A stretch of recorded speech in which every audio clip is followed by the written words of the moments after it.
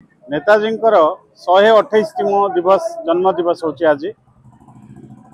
Azad Hind youth association दीर्घ 35 वर्ष धरी यह कार्यक्रम चालू रखी।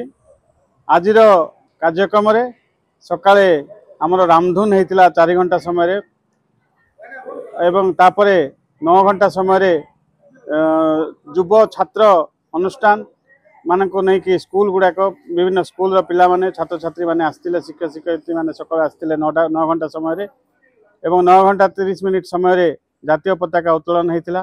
नेताजी प्रतिमूर्ति पुष्पमाल्य अर्पण होता एवं संध्या 6 घंटा समय स्थानीय गर्ल्स हाई स्कूल पड़िया एक साधारण सभा अनुष्ठित होगा जाऊँगी।